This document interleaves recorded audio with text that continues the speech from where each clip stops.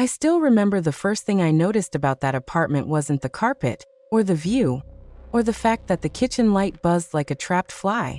It was the hallway. It ran straight as a ruler from the front door to the bedrooms, too long for the size of the place, like somebody had stretched the floor plan when no one was looking. The overhead light in the middle didn't just make shadows. It made pockets of dark that felt heavier than the rest of the air. I told myself it was just grief making me weird about normal things. Grief does that. It turns a harmless hallway into something you avoid at night. My name's Emily. I was 16 when my dad and I moved into that 3-bedroom on the north side of Columbus, Ohio, not far from a strip mall with a Kroger and a nail salon, and a little pizza place that always smelled like burnt crust. It wasn't a fancy area, but it was safe enough, and after everything, safe enough sounded like luxury. Everything being my parents splitting up, and my mom getting sick, and my dad and I watching her go from the loudest person in any room to someone who could barely lift a cup. Cancer is like that. It doesn't just take a body. It takes the sound out of a house. When Mom passed, the old place felt haunted in a different way. Not ghosts, just reminders. Her mug in the cabinet. Her hair ties in the bathroom drawer. The dent in the couch cushion where she always sat with her feet tucked under her.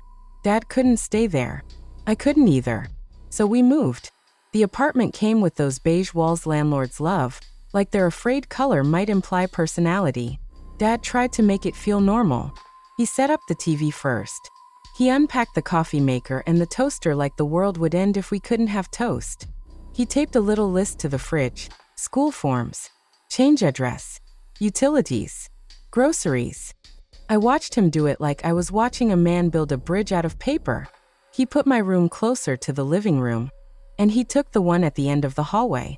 "So you're not way back there alone," he said, like that solved it. It didn't. At night, the apartment didn't sound empty. It sounded busy. Pipes clicked. The building sighed. The air vent in my ceiling made a soft ticking noise like a fingernail tapping glass. I'd lie in bed and listen, trying to name every sound so I wouldn't turn it into something else. The first week, I went through the motions. School, homework, dishes, a quick trip to Kroger with Dad where we argued over cereal like we were a normal family. Dad picked up a rotisserie chicken and asked, "Do you want mashed potatoes or mac and cheese?" "Mac," I said automatically. We ate at the kitchen counter because we hadn't even set up the table yet. The overhead light made our food look pale. Dad chewed like he was too tired to taste anything. "You doing okay?" he asked. I shrugged. That was my whole personality back then. Shrugs and I'm fine. He nodded like he accepted the lie, because he needed it too. That night, I left my door cracked so I could see the light from the living room. Dad was still up, flipping channels, trying to find something mindless. I fell asleep to the muffled sound of a sitcom laugh track. And then I woke up. Not the slow kind, where you blink and roll over and check your phone. The instant kind. Like someone snapped their fingers right beside my ear. My heart was already going. My mouth tasted like pennies. I lay still, staring into the dark, trying to understand what had yanked me out of sleep. The apartment was quiet. No TV now. No laugh track. Just that heavier silence, the kind that makes you hear your own breathing and hate it. Then my eyes adjusted, and I saw her. My mom was standing at the foot of my bed. I didn't sit up. I couldn't. My body went cold, like every muscle had turned to wet sand. She looked exactly like she did before she got sick. Not the hospital version. Not the thin, exhausted version. The version from my memory, hair down, cheeks fuller, eyes bright. Except her face wasn't bright. Her expression was wrong. Her eyes were wide like she'd seen something that broke her. Her mouth was slightly open, like she was mid-breath and couldn't finish it. I tried to speak. Nothing came out. She lifted one hand slowly. Not a wave. Not a reach. More like she was trying to warn me. That's when my voice finally worked, and it didn't sound like me at all. It was a raw, animal scream. Dad came running down the hallway. I heard his feet slap the floor, heard his voice before I saw him. "Emily. Hey, Emily." The moment he hit my doorway, the air changed. Like a pressure popped. My mom was gone. Dad flicked on the lamp and grabbed my shoulders. "What happened? What is it? Are you hurt?" I was shaking so hard my teeth clicked. She was right there. He looked around my room, confused, scared, trying to be calm for me. Who? My mom. Dad's face did something I'll never forget. It tightened, like he was bracing for a hit. He sat on the edge of my bed and pulled me into his arms, and for a second I was little again, tucked under his chin. It was a nightmare, he said. That's all. We're both stressed. We're both tired. I wanted to believe him so badly I almost did. But the smell lingered. Not perfume, exactly. Just something faint and familiar, like fabric that had been stored too long in a closet with old soap. Dad held me until I could breathe without gasping. Then he said, "You can sleep in my room tonight. Bring your pillow." I didn't argue. I didn't even grab a blanket. I walked down that long hallway with the lamplight behind us, and I felt like something was watching from the dark gaps between door frames. In Dad's room, he made up a spot for me on the other side of the bed. We lay there with the bedside lamp on low. "Emily," he said quietly, "I know this is hard. I miss her too." "I wasn't dreaming," I whispered. He didn't answer right away. When he did, his voice was careful. "If you see something again, you wake me up. Okay? No matter what." I nodded into my pillow, and right before I finally drifted off, I thought, if you're sitting there thinking, "Okay, she saw her mom, grief does weird stuff. I get it." I told myself that too. I really did. I had no clue that was the gentlest night we were going to get. The next day at school, my eyes burned from lack of sleep. My best friend, Tasha, slid into the chair next to me in math and whispered, "You look like you fought a raccoon." I slept terrible, I muttered. New place jitters? I hesitated. I didn't want to be the girl who made everything about her dead mom. But the image of that face, Mom's terrified eyes, kept flashing behind my eyelids. "Yeah," I said. Something like that. At lunch, I picked at my food. Tasha leaned close. "You want to come over after school? My mom made chili." I almost said yes just to avoid going back to the apartment. But Dad was already trying so hard to keep us together, and skipping home felt like another crack. "I can't," I said. "Maybe this weekend." She watched me for a second. "Okay, but if you start hearing creepy apartment noises, you call me. I'll bring holy water and a baseball bat." I snorted despite myself. "Thanks." That night, I promised myself I'd sleep. Dad and I did normal things on purpose. We watched a game show. We folded laundry. We went to Kroger and bought way too many snacks like we were preparing for a snowstorm. Dad tried to lighten the mood. "This is how people become serial hoarders." "At least it's not canned beans," I said. He smiled, but it didn't reach his eyes. "At midnight," he said, "phone on the nightstand. If you wake up, you nudge me." "I will." I lay there listening to the building settle. 1 a.m. 2. My brain got foggy. At some point, I checked my phone. 2:47. I stared at the ceiling until my eyes finally closed. And then it happened again. That same sudden, sour fear. Like my body knew something before my mind did. I opened my eyes and didn't move. Dad was asleep beside me, facing the other way. The lamp was off, but the streetlight outside leaked in through the blinds, drawing pale stripes across the room. For a second, everything looked normal. Then I felt it. That awful sense that someone was behind me. I slowly turned my head toward the space beside the bed. Nothing. I exhaled, angry at myself. I reached for my phone. The screen lit up. 5:02 a.m. Still dark outside. It was late fall. Those mornings when the sky hasn't decided if it wants to be day yet. I put the phone down. "Get it together," I whispered under my breath. I shut my eyes, trying to force sleep back. That's when the mattress dipped. Not a small shift like Dad rolling over. A clear, slow compression at the edge of the bed, like someone sitting down carefully. My eyes snapped open. I turned. My mom was there, right beside me, sitting on the bed as if she belonged. The same face, the same hair, but her expression had changed. Her eyes weren't scared now. They were hard, like she was angry at me for something I couldn't name. I couldn't scream this time. My throat locked. I could only stare. She looked at me for a long moment, and in that silence I heard the faintest thing, almost like distant crying muffled through walls. I thought it might be a neighbor's TV or a baby in another unit. Then Mom spoke. Her voice was soft, like she didn't want to wake Dad. "Come visit me at the cemetery," she said. "I miss you." The words were plain, almost normal, but nothing about it was normal. Her mouth barely moved. The sound felt like it came from inside my skull instead of the air. I blinked and the room shifted. The stripes of streetlight trembled on the wall. I had this dizzy sensation like the floor had tilted. Mom's face stayed steady. "Please," she said again, quieter. "Come." Then she vanished. Not faded, vanished. Like someone turned off a screen. My body went limp so fast I didn't even feel myself fall back into sleep. It was like someone hit a switch. When I woke up, it was full morning. Sunlight.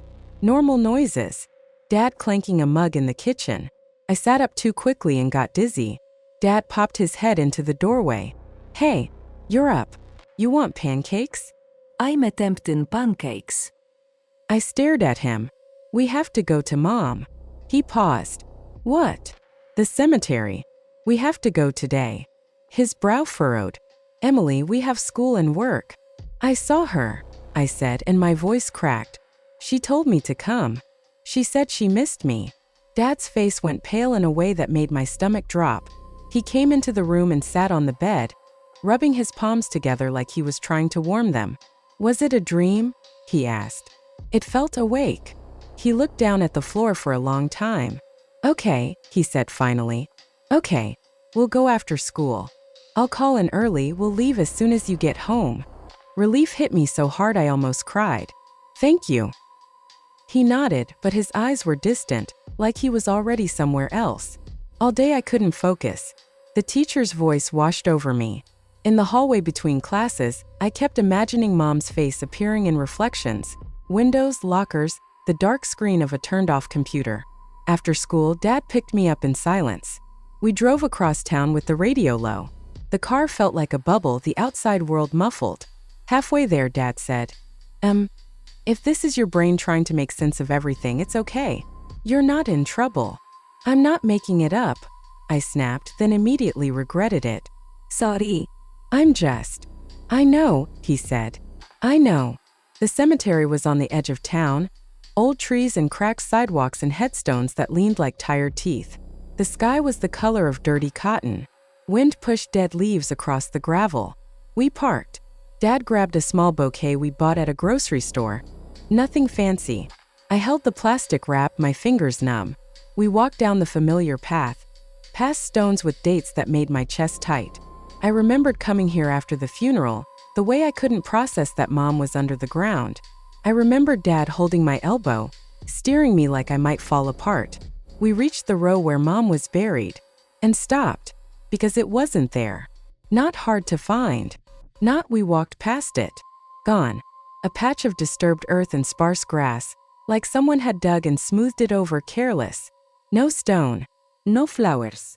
No sign that anyone had ever been there. I stared until my eyes watered. Dad whispered, "No. No, no." We looked around, confused, scanning nearby stones as if maybe we'd gotten it wrong. We hadn't. Dad turned and hurried toward the small office by the gate. A man inside looked up from a desk, older, gray mustache, wearing a jacket like he'd rather be anywhere else. Dad's voice was tight. "Excuse me. My wife is buried here. Her marker is missing." The man blinked. "Nay." Dad said it. The man typed on an old computer, squinting. "I don't see it," the man said. Dad leaned forward. "That's not possible. We were here. She's here." The man clicked around, irritated now. "Sir, if she's in our system, she'd show up. Maybe she's in another cemetery." Dad's hands shook. "We buried her here." The man shrugged like we were asking him about the weather. "I can check the plot records, but if it's not in the system..." "Then what?" I cut in, my voice rising. "You just lose people?" He looked at me like I was being dramatic. "Miss, calm down." Dad put a hand on my shoulder. His voice went low and dangerous, not loud, but sharp. "Listen. Something happened. A mistake. Paperwork. I don't care. But that grave was here." The man stared at him for a second, then looked away, suddenly uncomfortable. "Oh, I'll ask the supervisor, he muttered, like that would end the conversation. He disappeared into a back room and came out a minute later alone. No one knows what you're talking about, he said too quickly. I'm sorry. Dad stood there, breathing hard, like he was trying not to explode. Then he backed away, grabbed my hand, and walked us back to the car. We sat inside with the doors closed. The windshield framed the cemetery like a picture. Dad stared straight ahead. That doesn't make sense, he said, more to himself than me. I felt cold all the way through. She told me to come, I whispered. Why would she tell me to come if she's not there? Dad turned to look at me. His eyes were glossy. I don't know. We drove home in silence. At a stoplight, a kid on a bike rode past, laughing at something on his phone, perfectly normal, like the world wasn't cracked open. That night, I didn't want to go back into the apartment. I hovered at the door while Dad unlocked it. Maybe we should stay at Grandma's, I said. Just one night. Dad forced a small smile. Let's not freak ourselves out. We'll get some sleep. Tomorrow, I'll call the cemetery again. We'll figure it out. I followed him inside. The hallway light flickered once, then steadied. It felt like a warning anyway. I showered fast, like the curtain might move on its own. I brushed my teeth with the bathroom door wide open. I kept glancing at the mirror, expecting someone to be behind me. Dad tried to act normal. He made grilled cheese. He asked about school. He laughed once at a joke on TV, but it sounded wrong, like someone imitating him. Around midnight, he said, we'll keep the lamp on. Both of us. We lay in his room again. The lamp cast a small circle of light that didn't reach the corners. Shadows sat there patiently. I must have fallen asleep. I know I did, because I woke up to sound.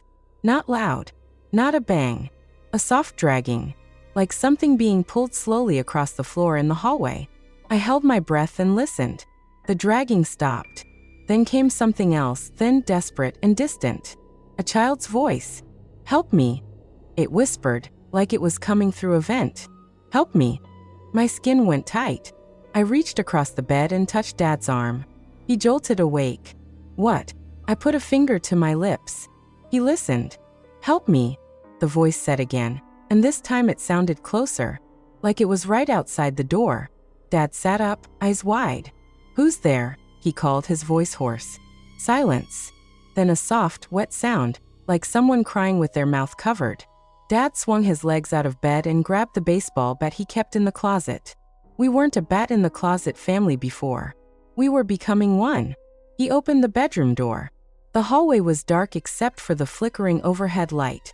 Nothing stood there. No movement. No child. But the air smelled wrong.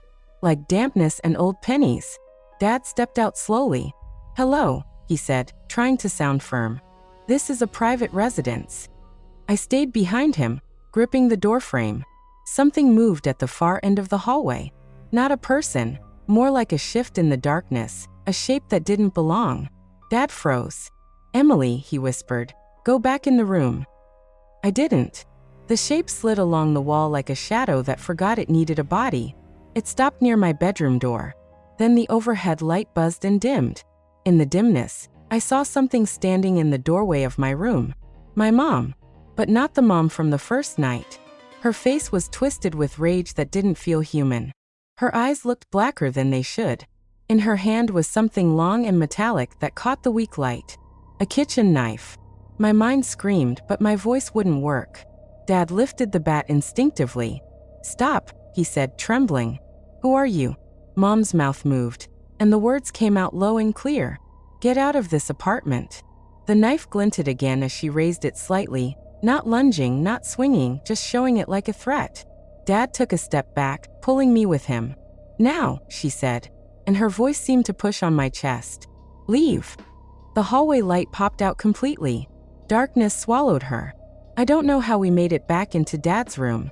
I only remember slamming the door and shoving a chair under the knob like that would stop something that wasn't even obeying basic rules. Dad's hands shook so badly he could barely hold his phone. He tried to call someone, but his screen kept timing out because his fingers wouldn't cooperate. Dad, I whispered, what is happening? He stared at the door like it might melt. I don't know, he said. I don't know, but we're not staying. Right now? Yes, he said, and his voice finally sounded like a decision, solid and desperate. Right now. We threw clothes into duffel bags.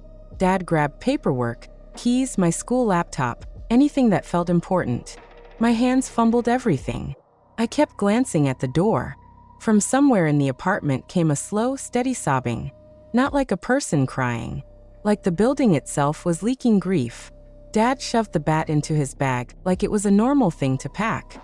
As we stepped into the hallway, the air turned colder. The overhead light flickered back on, weak and buzzing. Halfway down the hall, I heard something from my bedroom, soft scraping, like fingernails on carpet. I didn't want to look. I looked anyway. A boy was crawling out from under my bed. Not a normal boy. Not a kid I could have mistaken for a neighbor. He was small, maybe 11. His clothes looked soaked and dark, and his skin had a raw, slick shine in the hallway light like he'd been through something terrible. His eyes were wide, but they didn't look right. Too empty, like windows into a room with no furniture. He lifted his head and made a sound that wasn't words. A hiss, low and furious, like an animal warning you back. My legs went weak. Dad turned, and I saw his face shift from fear to pure shock. "Oh my God," he breathed. The boy's mouth moved, and this time words came out thin and sharp. "Get out," he said, "or you'll die from fear." Dad didn't argue. He didn't shout. He didn't try to swing the bat. He grabbed my wrist and practically dragged me to the front door. Behind us, the boy's hiss rose, and the sobbing turned into something like laughing. High and broken, bouncing off the walls. Dad yanked the door open. The hallway outside our unit, just the normal building hallway, looked brighter than daylight. We ran. Down the stairs, out into the parking lot, into the car. Dad fumbled the keys, dropped them once, cursed under his breath, grabbed them again. The engine roared to life. As we pulled away, I looked up at the apartment windows. For a second, I thought I saw Mom standing behind the glass, watching us leave. Then the curtain moved on its own, and the window went dark. We drove straight to my grandmother's house, Dad's mom, out in a quieter part of town. Her porch light was on, and when Dad banged on the door at 2 in the morning, she opened it in a robe without even asking why. She took one look at us, our bags, our faces, and said, "Come in." Inside her house, everything smelled like laundry detergent and old books. It felt solid, safe, like the walls knew their job. Dad sank into a kitchen chair, head in his hands. Grandma poured coffee like it was an emergency tool. I sat at the table staring at the wood grain, trying to convince my heart it could slow down. Grandma didn't push. She just said quietly, "Tell me." Dad looked up and his voice was wrecked. "I saw a kid," he said. "In the hallway. In the dark. He told us to leave. And Emily, she's been seeing her mom." Grandma's eyes flicked to me, softening. "Oh, honey." I swallowed. "It wasn't her," I whispered. "It looked like her, but it wasn't." Grandma nodded slowly, like she believed me without needing proof.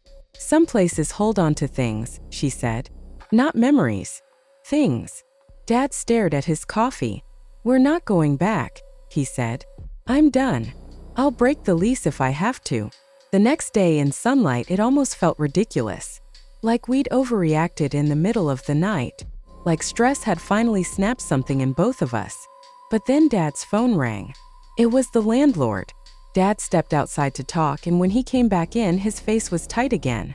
"They said there've been complaints before," he said. "Noise at night. People moving out early. They acted like it was just tenants being dramatic." Grandma snorted. "Of course they did." Dad exhaled hard. "I'm selling it," he said automatically, then corrected himself with a bitter laugh. "Not selling. Getting rid of it. Getting out of it." Over the next week, Dad went back once during the day with my uncle to grab the rest of our stuff. I refused to go. I stayed at Grandma's, sitting with my knees pulled to my chest, listening for the sound of that apartment through the walls even though it wasn't there. When Dad came back, he looked older. He set a box down and said, "I'm going to talk to the previous owners." "What?" I said. "I found their info," he replied. "I need to know what we walked into." He met them at a diner off the highway. One of those places with sticky menus and coffee that tastes like the pot's been on since yesterday. He brought me home a slice of pie I couldn't eat. When he got back to Grandma's, he sat across from me on the couch and held his hands together like he was trying to keep them from shaking. They had a son, he said quietly. His name was Ryan. He was 11. My stomach tightened. The boy. Dad nodded. They said he used to complain about the apartment. Said he heard things at night. Said someone talked to him from the corners of his room. They thought he was trying to get attention. He swallowed hard. Then one morning they found him. It was horrible. I clenched my jaw, but the image tried to form anyway, my mind filling gaps with nightmares. Dad shook his head fast like he could shake the thought loose. They didn't even know why. No note. No warning. Just fear. That's what they kept saying. That he seemed scared, like he was being hunted, even in his own home. And after? I asked, my voice tiny. The mother said after he passed, he started showing up in her dreams, Dad said. Not like a normal dream. Like he was in the room with her. Crawling. Making that sound. He rubbed his face. She said she ran to the neighbors at night because she couldn't take it. The husband worked late, so she was alone with it. I stared at the carpet. So they sold it. They tried, Dad said. She said it was hard. People would tour the place and say it felt off. Some would sign and then break the lease within weeks. When we showed up, she said she felt relief and guilt at the same time. He looked at me with haunted eyes. Emily, she cried at that diner. She said, I'm sorry. I'm so sorry. I hugged my knees tighter.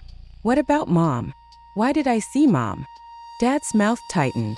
I don't know, he said. Maybe whatever's there uses what it can. Maybe it knew she was the easiest way to get to you.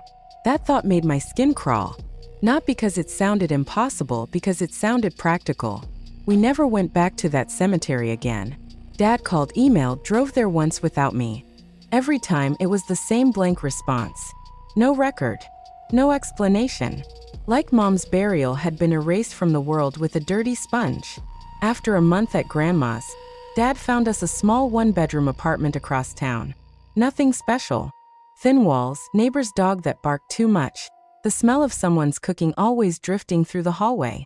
But it felt normal. The first night there, I slept in the living room on an air mattress because we didn't have furniture yet. The streetlight outside made friendly patterns on the ceiling. A car passed now and then, tires hissing on wet pavement. I woke up once around 4 a.m., heart thumping out of habit. I listened. No dragging. No whispers.